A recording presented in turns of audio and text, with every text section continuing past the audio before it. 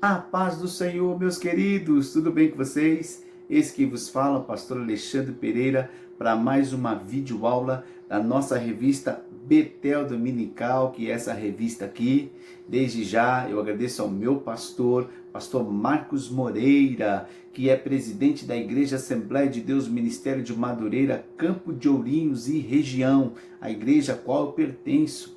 Também quero agradecer a você que tem me assistido, que tem me acompanhado, que tem multiplicado este vídeo, né? Deus abençoe, o Senhor possa te recompensar grandemente.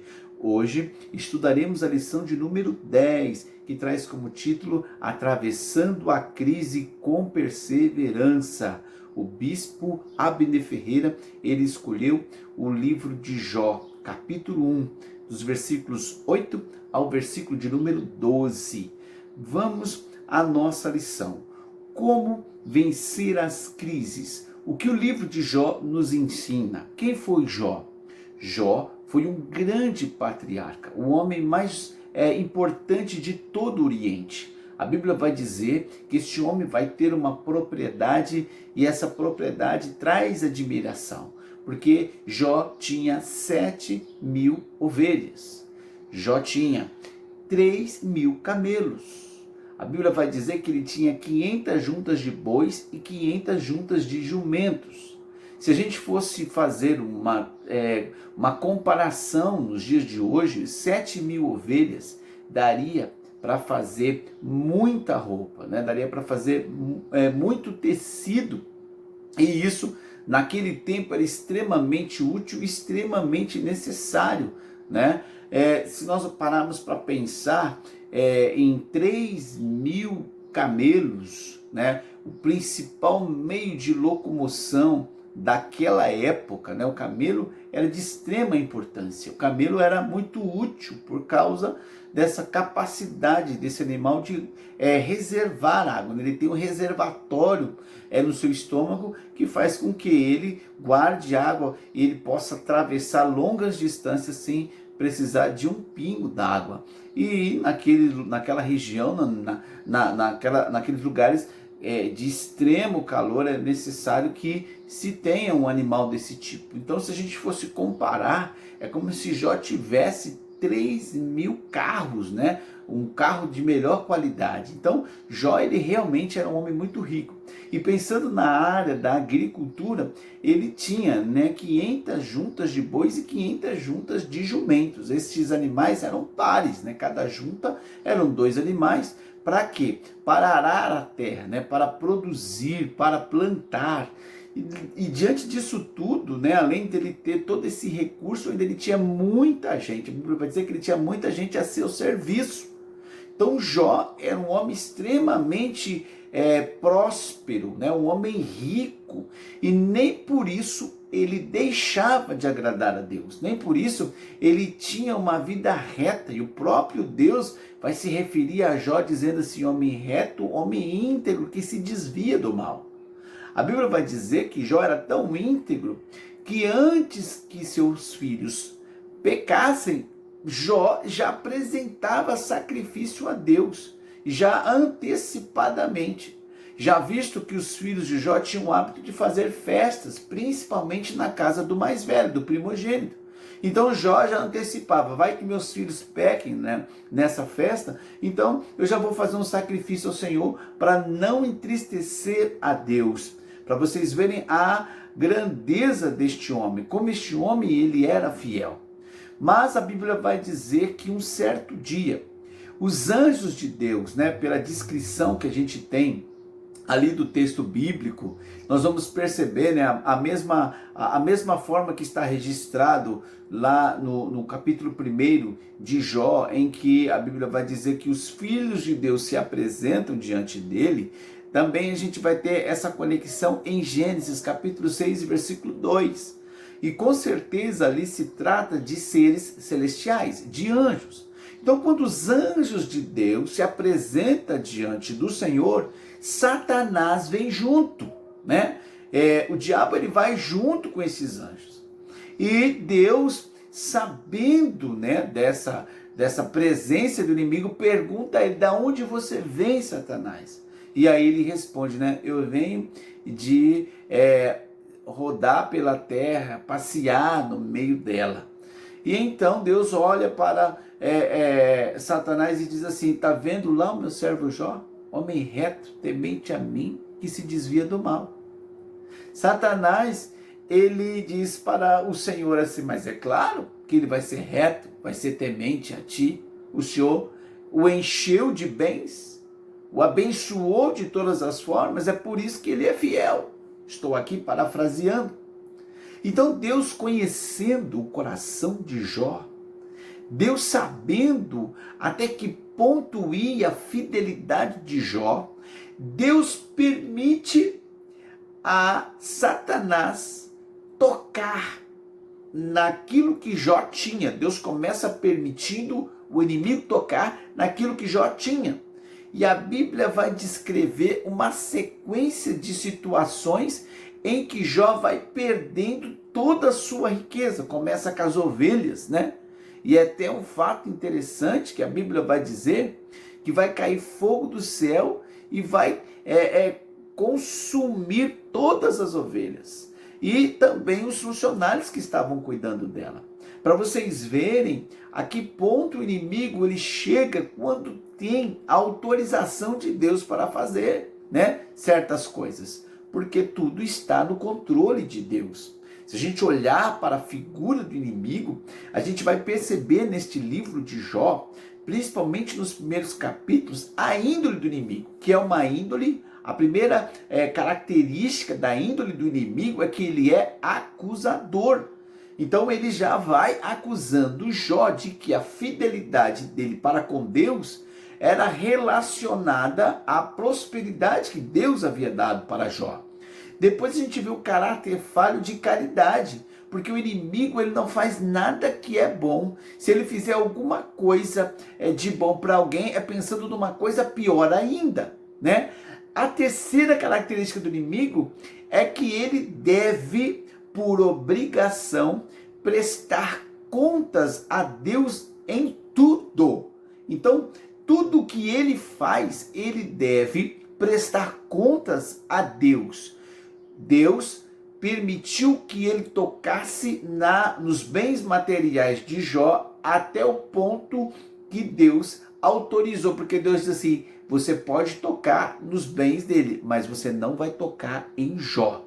Então, o inimigo, ele tem este dever de prestar contas a Deus.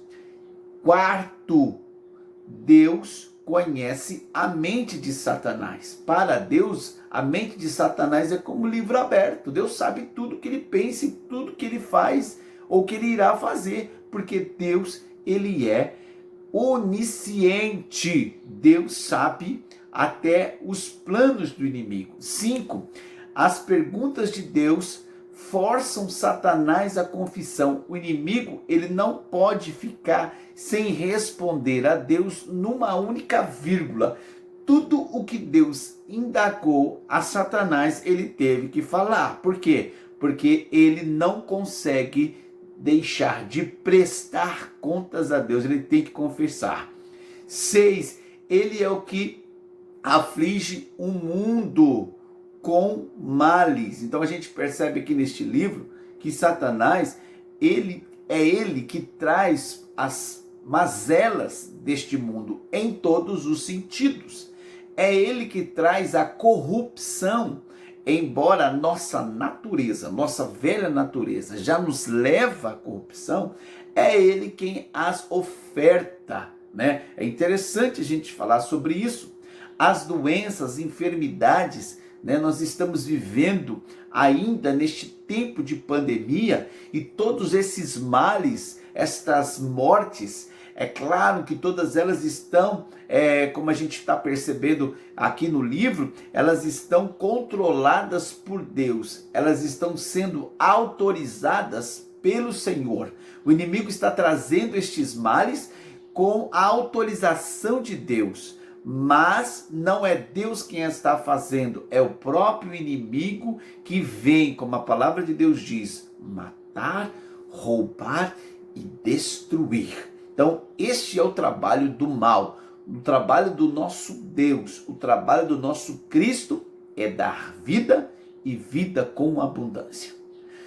Além disso, né, a gente tem o que? Sétimo, ele não pode fazer nada sem a permissão de Deus e Deus estabelece os limites a ele. Ele tem que obedecer os limites de Deus. E 8, ele não é nem onipresente, nem onisciente e nem onipotente. O inimigo, ele não tem esses atributos, porque esses atributos são atributos divinos, atributos do Senhor nosso Deus. Então ele não conhece os nossos pensamentos, ele não conhece os planos que estabelecemos, a não ser que falemos, a não ser que mencionemos. Mas como ele é um ser inteligente, às vezes ele vê o contexto das situações, ele acaba percebendo algumas coisas. Mas nós precisamos ter ciência de que ele não é onisciente e nem é onipotente e nem onipresente.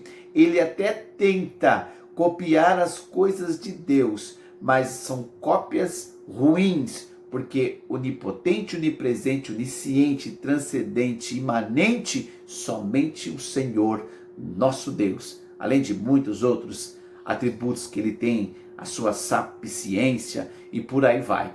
Meus queridos, então Satanás ele se apresenta diante de Deus e ele começa a trazer catástrofes. Ele começa com as ovelhas e mata todas elas, inclusive os servos de Jó que estavam cuidando das ovelhas. Só sobra um, porque era plano do inimigo de esse dar a informação, então sobra um. E este corre a Jó e diz: Jó, caiu fogo do céu. E ele diz uma coisa assim interessante, ele diz: Deus mandou fogo do céu e consumiu todas as ovelhas e os funcionários, só eu sobrei para te dar a má nova. Como se Deus tivesse mandado fogo do céu. E muitas das coisas que acontecem hoje não é diferente, as pessoas atribuem a Deus e não é Deus. Deus, ele é bom, ele é misericordioso. Além disso, depois que ele mata todas as ovelhas, os funcionários de Jó, acontece também de vir bandos de sabeus, né? Vir pessoas que eram inimigas e roubar, né, os camelos, furtar os camelos, levar embora, matar todo mundo. E assim também faz com os animais, com os bois e com as jumentas. E Jó fica sem propriedade nenhuma. E sempre em cada grupo vem um mensageiro dizer: Jó, estávamos lá, levaram tudo, mataram todo mundo, só eu sobrei. Jó, estávamos ali, veio alguém, roubou, tirou tudo de nós. E vem em sequência, um atrás do outro. Até que veio a notícia mais triste, a notícia mais cruel. E o diabo, ele programou, né, todas as notícias para elas virem ao mesmo tempo. Para quê? Para mexer com a estrutura de Jó e fazer Jó pecar contra Deus. Até que veio a última notícia, o mensageiro disse: estavam todos os seus filhos na casa do primogênito fazendo festa. Veio um vento, né, derrubou a casa, matou todos os filhos e todos os que estavam lá. Só eu sobrei para te trazer a má notícia.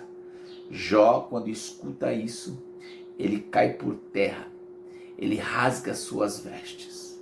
E ele diz assim, o que está lá em Jó, que é coisa linda. Jó, capítulo 1, versículo 21. Nu saí do ventre de minha mãe, nu tornarei para lá. O Senhor me deu, o Senhor tomou. Bendito seja o nome do Senhor. É lindo, meu querido. Jó, ele faz uma confissão diante de tanta calamidade. Ele perdeu toda a sua propriedade, os seus funcionários, e por fim perdeu os seus 10 filhos no mesmo dia. Quem tem filhos sabe, eu tenho 3 filhas. E depois que Deus nos dá para cuidar, para criar, a gente cria um amor, a gente cria uma aproximação, e essas crianças, elas passam a fazer parte de nós. Então a gente quer que elas estejam bem perto da gente, e a gente cuida, como se estivesse cuidando de nós mesmos. Agora Jó, Ele perdeu os seus 10 filhos. 10 filhos que têm uma história, que têm um nome, né? Que têm características, que têm personalidades, que Jó viu crescer, que Jó trocou a fralda, que Jó ensinou a montar no cavalo. Eram 10 filhos grandes. E Jó perde todos de uma única vez. Mas Jó se mantém fiel ao Senhor. Talvez Jó foi o homem da Bíblia que mais sofreu depois de Cristo. Mas Jó se manteve fiel ao Senhor, porque ele tinha essa integridade no seu coração. E ele sabia que tudo o que Deus havia entregado para ele, era para ele cuidar, era para ele zelar. E o dia que Deus quisesse de volta, seria devolvido por Jó. Deus, ele fala conosco através dessa história. Jó não peca contra o Senhor. Jó, ele não declara nada ofensivo a Deus. Jó, ele reflete, ele se lança diante do Senhor, né? Ele se coloca diante de Deus. Então o inimigo chega diante do Senhor. E ali, o inimigo já envergonhado, e Deus mostra que realmente ele estava no controle e conhecia o coração de Jó. O diabo continua acusando. Vocês viram as características dele que eu apresentei aqui, 8 características de Satanás. Ele continua fazendo o seu trabalho de acusador. E ali Deus mais uma vez permite, Deus vai no limite do coração de Jó.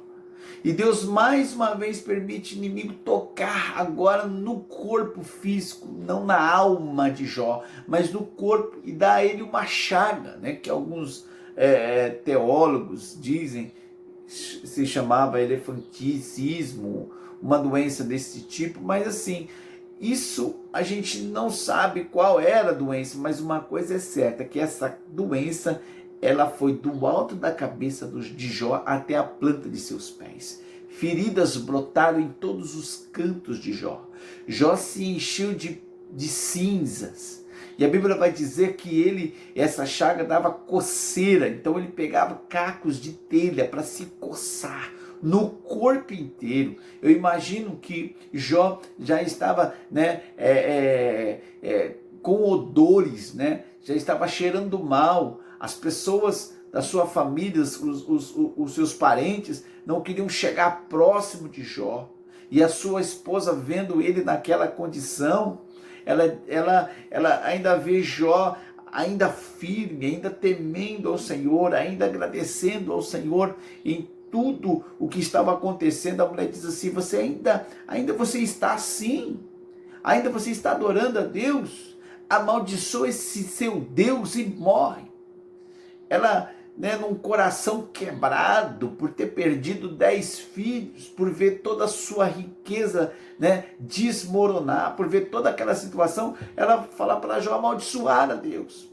Ela empresta a boca dela para que o inimigo use para tentar tirar, né, essa coragem, essa convicção do coração de Jó. E é assim, às vezes o inimigo usa de todos os artifícios para nos tirar da presença de Deus, para desconfiarmos do poderio do nosso Deus.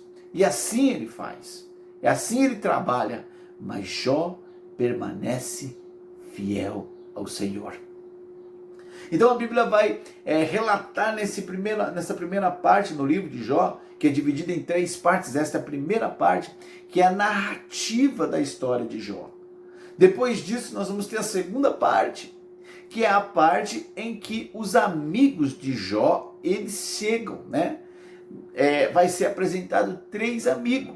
O primeiro amigo, que era Elifaz, que era temanita, ele veio de Temã, que estava na região de Edom, na parte norte de Edom. Depois vai vir o segundo amigo, que era Bildade, que já era da região de Suá, né, que era na região lá do rio Eufrates, do médio Eufrates. E o terceiro amigo, que era Zofar, que era da região de Naamá. Ele era naamamita, né? E esse lugar hoje seria entre Beirute e Damasco, seria entre essas duas cidades, Beirute, essa cidade que está sendo noticiada aí do ocorrido da explosão. Então, 3 homens considerados amigos de Jó, que vieram de lugares distantes, porque Jó ele vivia em Ur, né, dos caldeus, então eram regiões distantes. 3 amigos de Jó que vieram trazer consolação a ele, né? O que seria amigo naquele tempo? O que seria amigo na descrição bíblica? Amigo é aquele que tem um relacionamento sério e comprometido com a outra pessoa. Então, amigo realmente é aquele que se importa, aquele que quer saber como está, aquele que socorre, aquele que supre, né? Aquele que está acompanhando. Então, ele tem um relacionamento sério. E esses 3 eram considerados amigos de Jó. E esses 3 homens, quando ali chega e vê a situação de Jó, a calamidade que Jó estava vivendo, se coçando com cacos de telha, com o odor das chagas, né, que o destruía ali, que acabava com o seu corpo. Os homens ficaram 7 dias sem falar nada, só vendo a situação de Jó. 7 dias eles não mencionaram uma única palavra, eles ficaram ali, né, observando a situação de Jó, esperando Jó se manifestar. Quando Jó, ele lamenta, ele apresenta o seu lamento, a Bíblia vai dizer que ele vai dar as suas palavras. Só que as palavras de Elifaz, o seu primeiro amigo, são palavras difíceis, né? Esses homens, eles vão dizer coisas terríveis para Jó, né? Eles vão falar coisas que, ao invés de elevar a Jó, vai trazer ainda Jó mais sofrimento. Talvez esses homens vão trazer mais sofrimento do que aqueles que trouxeram as notícias das catástrofes que aconteceu na vida de Jó. Então ele vai falar coisas ruins para Jó. Jó vai, né, refutar, ele vai tentar se defender. Depois vai ter o que? Bildade vai falar também. Jó vai tentar se defender. Depois Zofar vai falar também, e Jó vai tentando se defender com palavras, tentando explicar para eles de que Jó, ele não havia pecado. E na teologia da época, né, na compreensão ortodoxa daquele tempo, o resultado dos sofrimentos, né, o resultado dos sofrimentos era causado por desobediência e por pecado. Então a concepção teológica de todos os 3 vai ser a mesma, né? Que os justos são abençoados e os ímpios, eles têm que pagar, né? Eles sofrem porque eles são desobedientes. Então havia uma compreensão assim, de que o justo não sofria, a não ser que ele deixasse de ser justo e tivesse pecado contra Deus. Então a Bíblia vai dizer que Jó, ele tenta mostrar que ele era justo, que ele não era pecador, que ele estava vivendo de acordo com a vontade de Deus. Porém, seus amigos continuam defendendo que ele estava em pecado. E olha só, olha do que eles vão acusar Jó.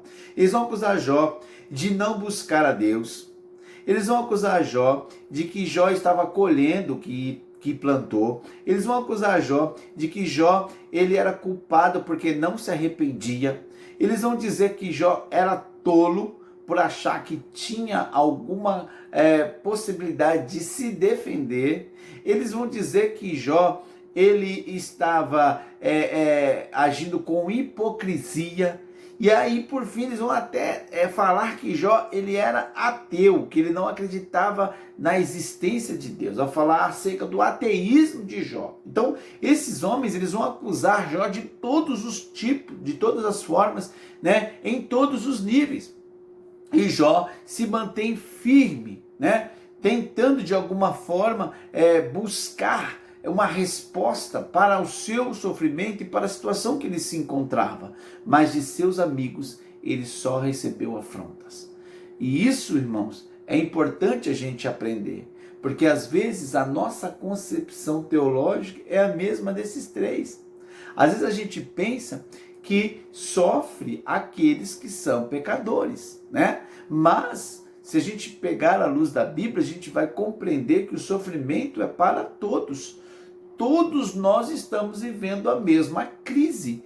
Todos nós estamos passando pelas mesmas situações, né? Então nossa concepção às vezes é uma concepção equivocada, mas o diferencial entre o justo e aquele que não é justo, o ímpio, é que Deus está com o justo e Deus passa com o justo as crises e os problemas.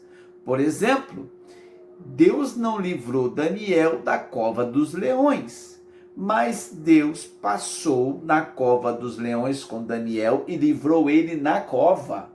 Deus não livrou, né, Ananias, Azarias e Misael, né, no nome babilônico, que seria os três nomes que eu não prefiro não citar, porque são nomes que não são coisas boas, mas Ananias, Misael e Azarias, eles entraram na fornalha, Deus livrou eles dentro da fornalha.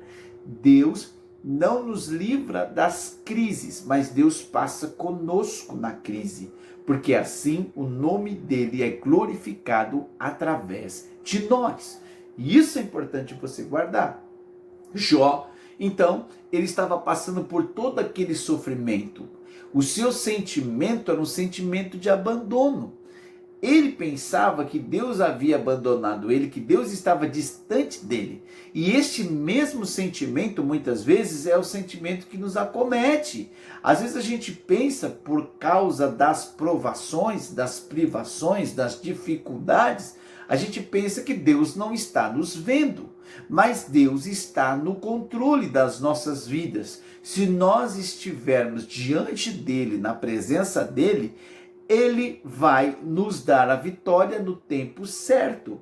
Ainda, né, o silêncio de Deus é uma forma de Deus mostrar que ele é aquele que fala quando ele quer.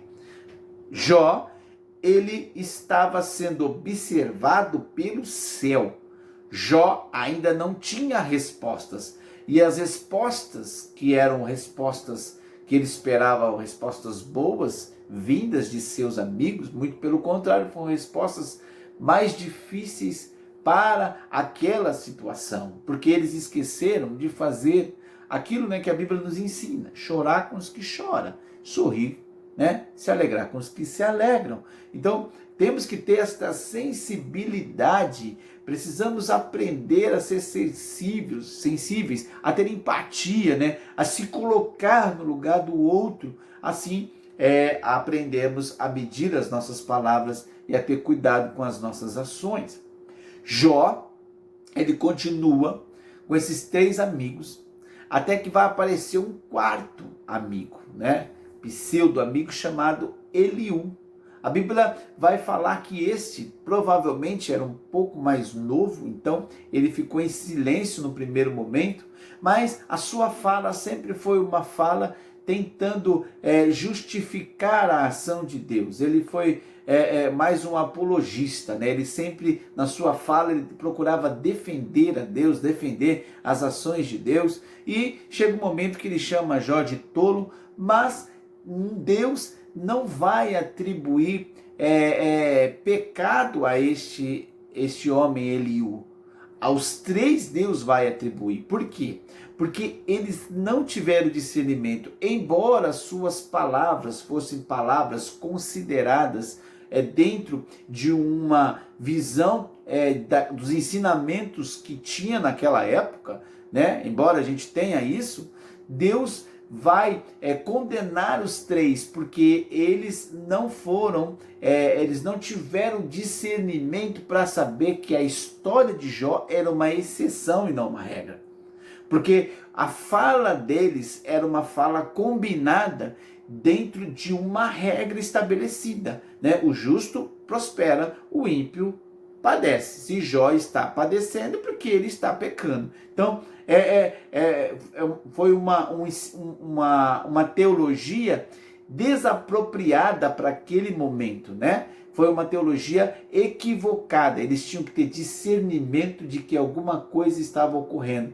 E foi as palavras, né, de Eliú. Eliú percebeu que havia alguma coisa diferente ali acerca da vida de Jó. Mas nem por isso ele, em momento nenhum, em hipótese nenhuma, ele tentou defender a Jó. Muito pelo contrário, ele chamou Jó de tolo.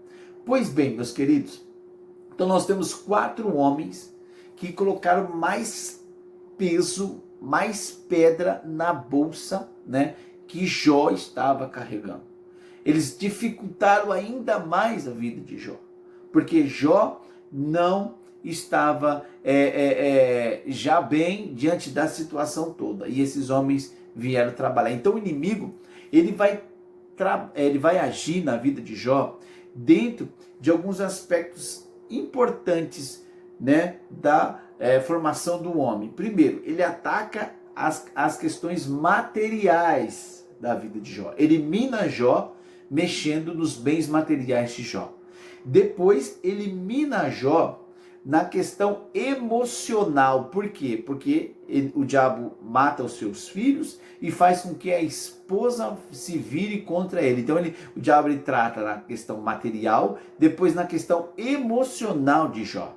E depois ele vai trabalhar na questão psíquica, né? No intelecto de Jó. Porque os amigos de Jó, eles estavam tentando convencer a Jó pelos conhecimentos que eles tinham acerca de Deus e daquilo que eles tinham como normativa, eles tentam trabalhar na mente de Jó para provar para Jó que Jó estava errado. Então, o inimigo vai trabalhar também a questão intelectual de Jó.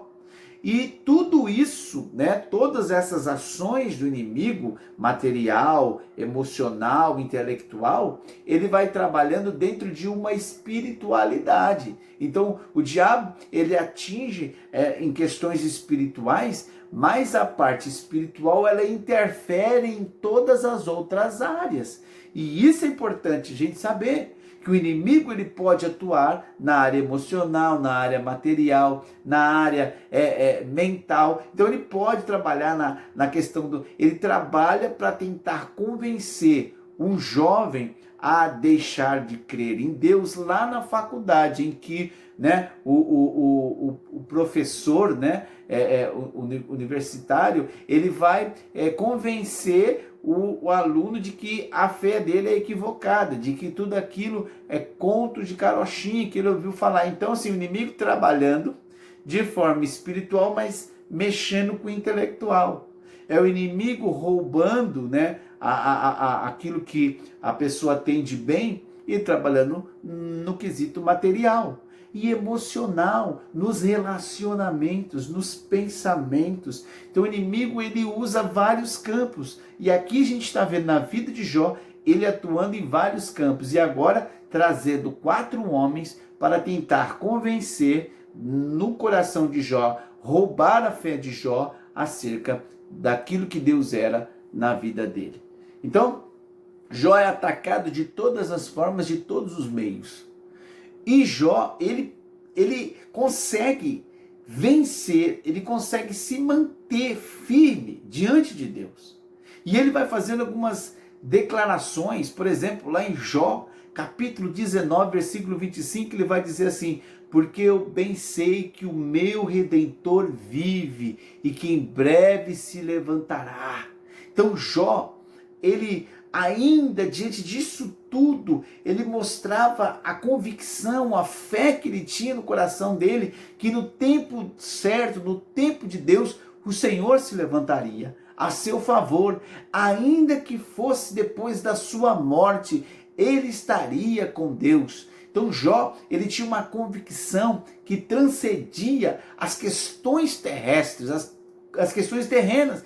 Ele tinha uma visão, uma perspectiva nas coisas celestiais. E isso é importante a gente notar deste livro. Isso é importante a gente notar da vida de Jó. Porque quando a gente tem essa perspectiva futura, quando a gente está olhando para os céus, tudo que acontece aqui na terra, para nós fica pequeno demais, né? Como diz lá em Colossenses 3, devemos buscar as coisas que são do alto, a qual Cristo está assentado. Então, quando nós passamos a procurar as coisas de cima, as coisas aqui da terra, elas se tornam periféricas, elas se tornam efêmeras. E aí a gente passa a confiar que Deus está no controle da nossa vida. E ainda que Deus possa nos fazer passar por provações ou até nos levar, estaremos com Ele para sempre. Porque Jesus disse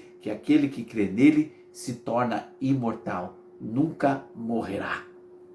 Então Jó, ele cria no Redentor dele, ele cria no Salvador dele. Diante disso tudo, ele se mantém firme e fiel a Deus. E é isso que você deve fazer, meu querido. Se mantenha firme e fiel. A crise vai passar e o nome do Senhor será glorificado através da sua vida. Jó, então, ele se mantém fiel. E aí a gente vai na terceira parte dessa história, que é a parte em que Deus se manifesta. Depois de toda essa provocação, né? Depois de todas essas situações que Jó vai tentar se defender, porque assim, Cristo foi mais brilhante que Jó, porque Cristo passou todo o sofrimento e não abriu a boca. A Bíblia diz lá no livro de Isaías, capítulo 53, que como um cordeiro mudo, né? Uma ovelha muda, Jesus não falou nada, ele não murmurou, ele aceitou o sofrimento de morte, né? E ele não mencionou nenhuma palavra, ele não reclamou. Jó, por mais que a gente saiba que o sofrimento de Jó foi muito grande, Jó, ele sempre tentava se defender e mostrar que ele era justo. E isso não foi algo que Deus deu a ele algum tipo de não aceitação. Deus achou tranquilo o fato de Jó querer se defender, de querer se argumentar.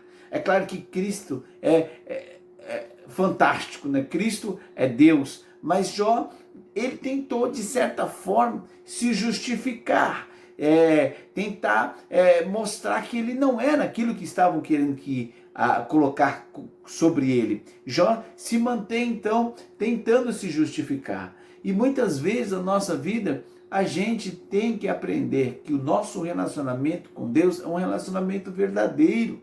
E se você estiver passando por situações, seja sincero com Deus, se abra para Ele. Faça como Ezequias, né, que orou a Deus e disse: Senhor, eu sou um homem justo, por que estou passando por isso? Por que estou enfrentando isso? Deus ama, Deus gosta de sinceridade, Deus gosta dessa transparência. Nós não somos Jesus para passarmos pelas situações e não falarmos nada. Nós somos mais próximos de Jó. É claro que Jó foi um homem fantástico, mas nós somos seres humanos. E Jó, ele nos ensina que quando a gente tem, né, um sentimento, a gente tem que colocar esse sentimento sem pecar contra Deus e colocar para fora e apresentar. E ele por várias vezes vai apresentar a Deus o seu sofrimento. A Bíblia vai dizer que ele pede o tribunal celeste para Deus. Deus, me traz em juízo, traga-me o tribunal do céu para eu saber o que eu fiz. Ele vai orar e vai dizer: Senhor, se eu pequei na minha juventude, que o Senhor me perdoa. Jó queria explicações. E muitas vezes você quer explicações. Muitas vezes nós queremos que Deus nos explique por que passamos por certas situações. Isso é comum. Isso é humano. E nem sempre teremos todas as explicações. Nem sempre Deus vai nos ensinar passo a passo do que está acontecendo. Por quê? Porque com certeza Deus está reservando algo para nos falar quando chegarmos diante dele.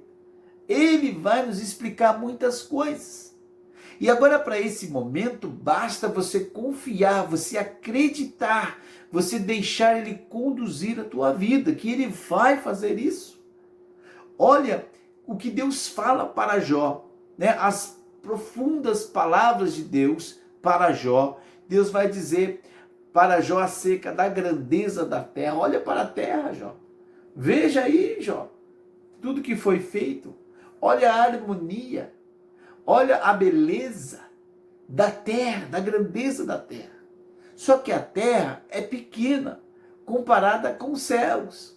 Olha a complexidade dos céus, Jó. Está vendo isso tudo? Olha isso. Olha os animais. Olha a criação. Olha as estrelas.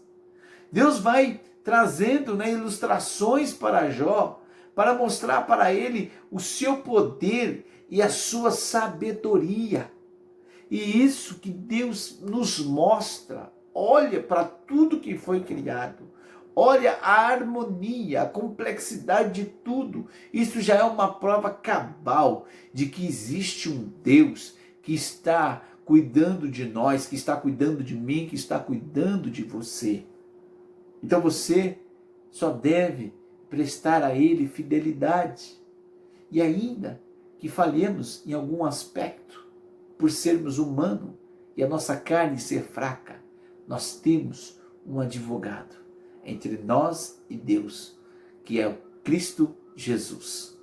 Então nós temos essa condição de vivermos este acesso com Deus, de vivermos esta intimidade com Ele. Então Jó, ele vai recebendo de Deus respostas, não as respostas que ele queria ouvir, mas as grandezas de Deus que era necessária para aquele momento e suficiente para aplacar, né, toda a dor de Jó, todo o distanciamento de Jó para com Deus. E às vezes é da mesma maneira. Deus não nos responde aquilo que a gente gostaria de ouvir, mas Ele sabe exatamente o que é necessário para que você continue a sua caminhada, para que você continue a sua jornada diante dEle. Jó, então, ele passa a ter um relacionamento com Deus como nunca. Ele vai dizer assim: olha, Senhor, eu te conhecia de ouvir falar. Eu te conhecia pelas histórias, pelas grandezas das histórias, né, da sua ação, da sua criação. Né? Por que estou falando isso? Porque Jó, provavelmente, o livro de Jó, ele retrata uma história que ocorreu lá em Gênesis. Né? Então, a ordem cronológica da posição do livro de Jó antes de Salmos, dentro de uma concepção, né, teológica, Jó não estaria ali. Jó estaria lá em Gênesis, né? Talvez até antes de Abraão.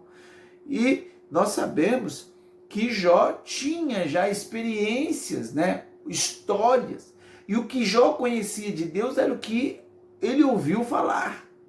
Mas o que ele ouviu entrou no seu coração e foi suficiente para ele servir com temor e retidão a Deus. Só que agora, Jó, ele vai dizer que ele está vendo Deus. Ele percebe que Deus está se aproximando dele de uma forma que ele nunca havia tido. E isso é glorioso. Isso é lindo. Por quê?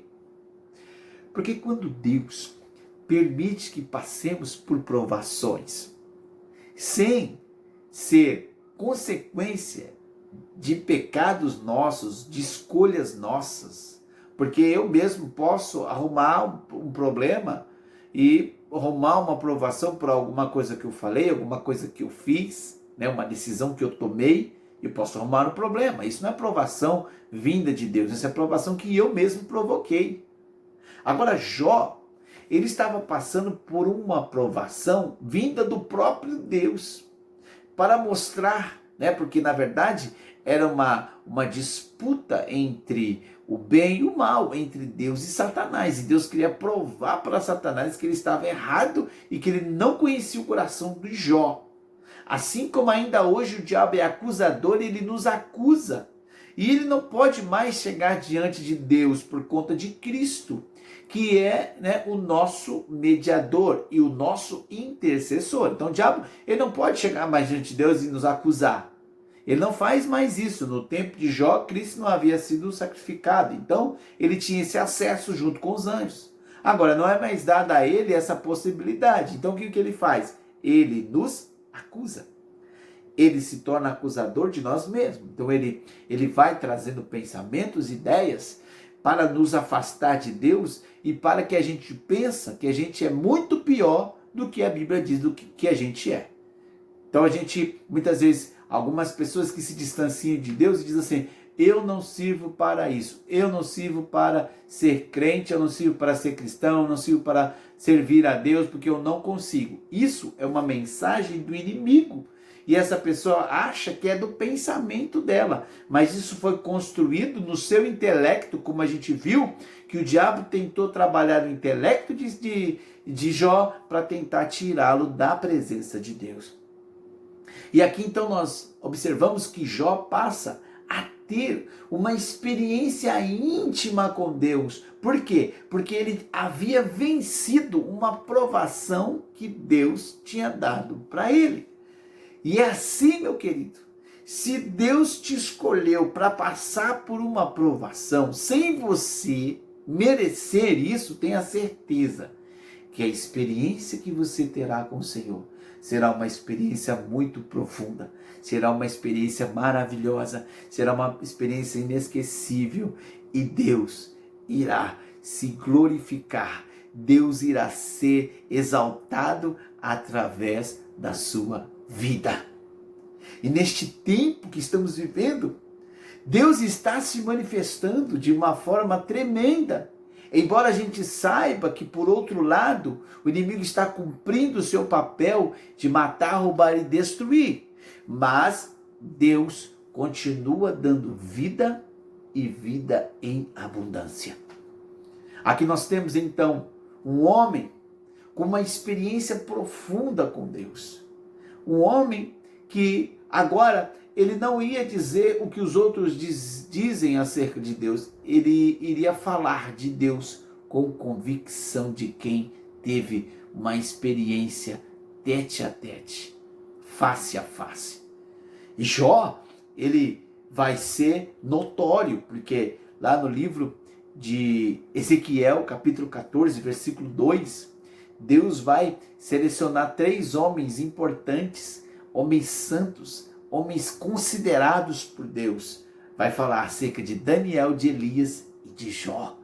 Lá no livro de Tiago, capítulo 5, versículo 11, Tiago vai falar acerca da paciência de Jó.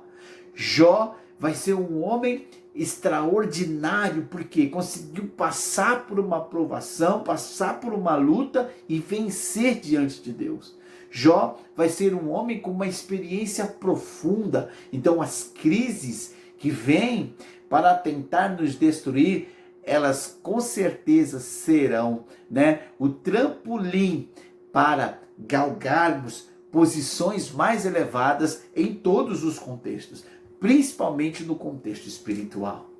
Então, meu querido, minha querida, o livro de Jó vai nos dar essas orientações.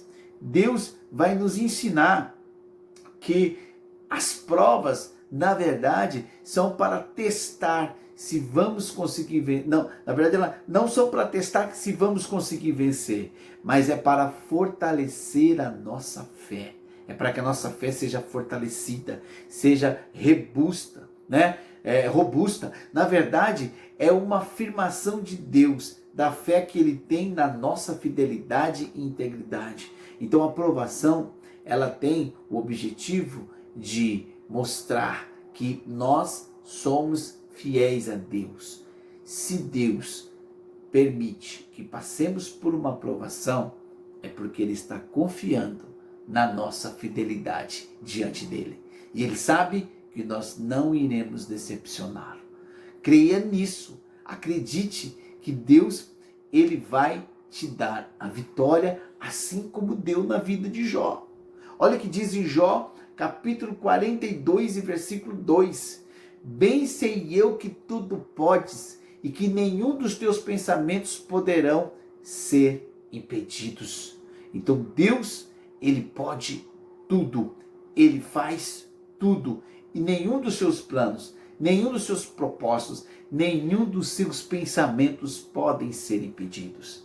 Que você fique com essa palavra, como nossa lição ensina, que na crise o Senhor continua cuidando de nós. Como diz lá no terceiro tópico da nossa lição, né, que é preciso manter a confiança em Deus em todo o tempo.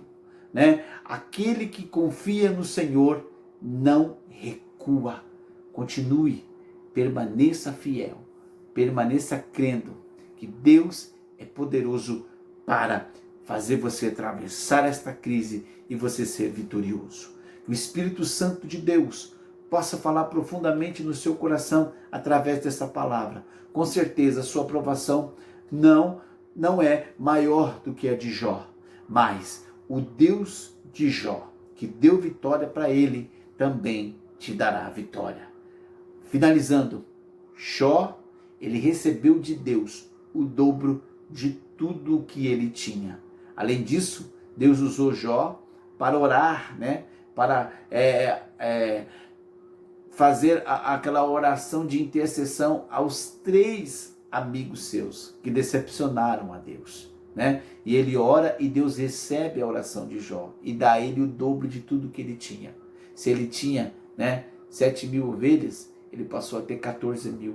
Se ele tinha 3.000 camelos, Deus deu 6.000 camelos para ele. Se ele tinha 500 juntas de bois e 500 juntas de jumentas, ele passou a ter 1.000 juntas de bois e 1.000 juntas de jumentas. E Deus deu a ele mais 10 filhos. Né? Por que Deus não deu 20 filhos? Porque os 10 filhos que Jó teve estavam no coração dele. E Deus, como Deus estava dando em dobro, Jó já tinha tido 10. Então Deus deu mais 10 filhos. E a Bíblia vai dizer que as filhas de Jó eram as filhas mais bonitas, 3 filhos que Jó teve. Deus, ele é poderoso para mudar. Deus é poderoso para recontar a história, refazer a história. Confia no Senhor. Entrega o teu caminho ao Senhor, confia nele e ele tudo fará. Que o Espírito de Deus possa falar grandemente no seu coração através desse estudo bíblico, a lição de número 10, falando sobre Jó. Deus abençoe, até a nossa próxima lição, será a lição de número 11. E você já vai se preparando aí para a nossa próxima lição. Compartilhe esse vídeo com o máximo de pessoas possíveis. Deixa Deus te usar, né, para alcançar novas vidas. Né? Multiplique esse vídeo e com certeza Deus irá te recompensar. E você receberá as notícias, os agradecimentos, porque a palavra de Deus não é as minhas palavras, mas é a palavra de Deus que edifica. Deus te abençoe. Até a nossa próxima aula, querendo Deus, em nome do Senhor Jesus. Amém.